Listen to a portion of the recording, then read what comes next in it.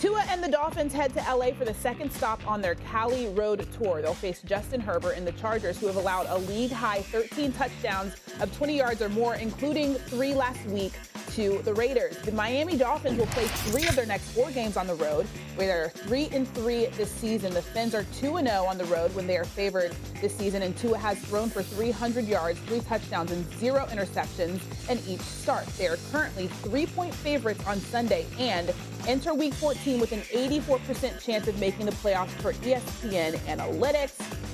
Bart, Sam Acho, and Stephen A. here. I'm going to start with you, Bart, on this. Are the Dolphins a playoff lock?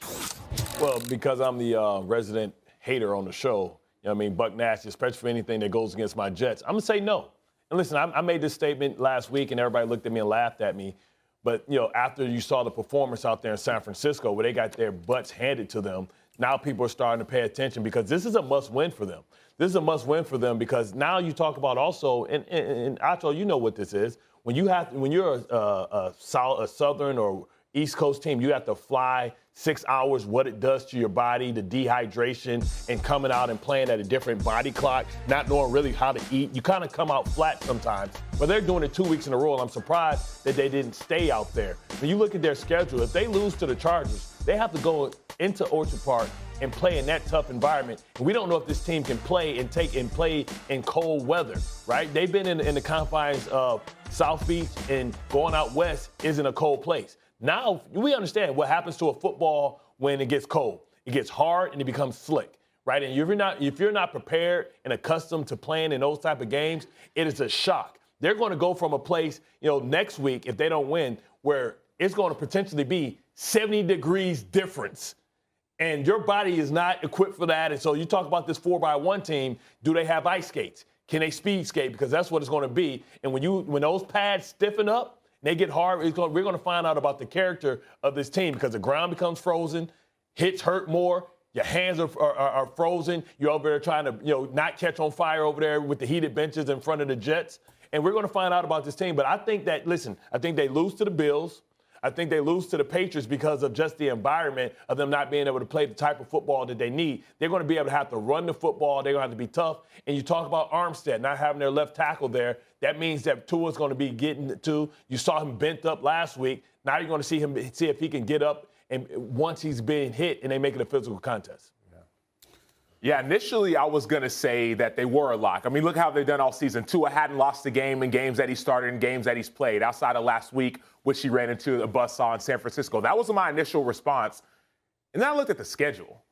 And I said, man, they got to play the Chargers, the Bills, the Packers, the Patriots, and Jets. Combined record of 33-28. What else does that mean? The worst team on that schedule is the Packers. And Aaron Rodgers, Green Bay, they could beat anybody if he plays the right way, like we saw when he did against the Cowboys, right? So I'm actually a little bit concerned about this schedule, considering who they're playing and also the teams that are also competing for, let's say it's that wild card spot if they don't win the division, or teams that are competing for the playoffs, AFC. Teams like the Chargers. The Chargers, their last 3 games, the 3 teams they play in their final 3, when it comes to playoff times, who's going to be in it, they have a combined record of 11-28.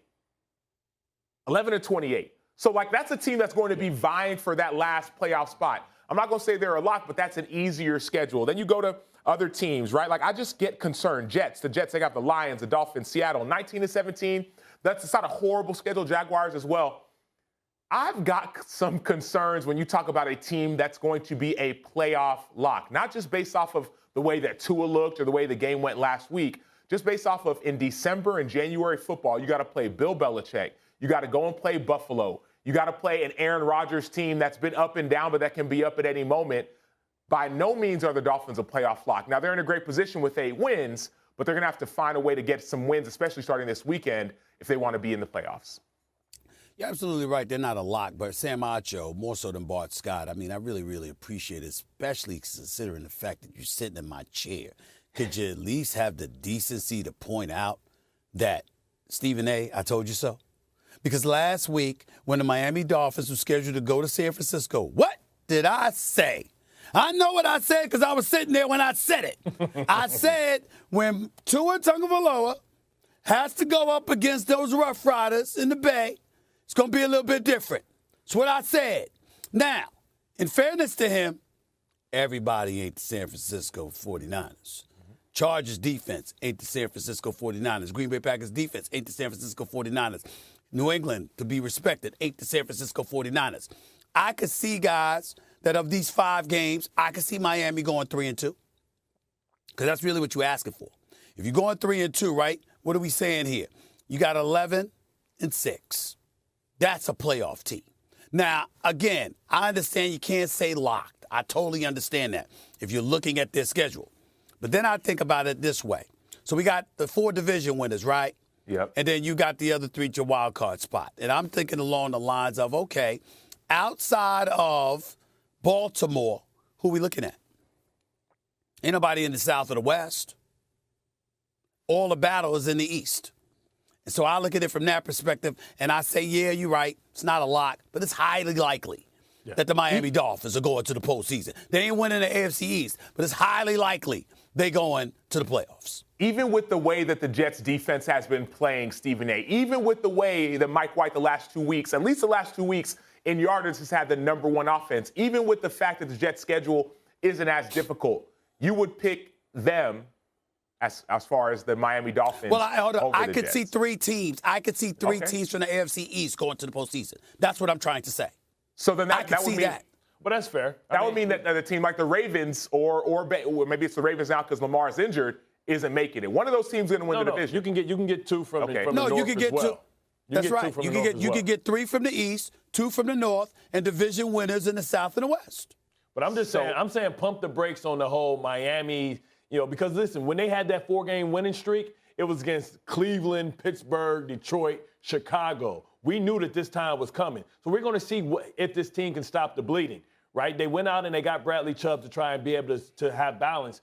But without Armstead on the left side, it exposes Tua like a nerve. And we're going to see if he is. I thought he lost his ability to be in the MVP conversation once he played the San Francisco 49ers because he didn't play well, and he was part of the reason they lost. Well, I will say this to you. I think that the Miami Dolphins, when you talk about them going to the road, because you keep bringing up cold weather, and I'm certainly sensitive to that because obviously I can't stand the cold. But the bottom line is this. When you look at Miami, it's a difference between cold weather and inclement weather. Now, I understand there's different levels to cold. Cold in Minnesota outdoor in Chicago is a bit different than cold in some other places. I understand that, right? But I'm thinking, okay, you could deal with the cold weather in Kansas City, particularly if you got Tyreek Hill, who's played there for years. Bingo. And in case of Buffalo, that's a different animal. Buffalo, because England, not only is Buffalo cold, but it's probably going to be a blizzard. That's different. And, January 1st, they have to go to New England. That means that now it's an equal playing field. Remember that game last year where they didn't attempt to pass?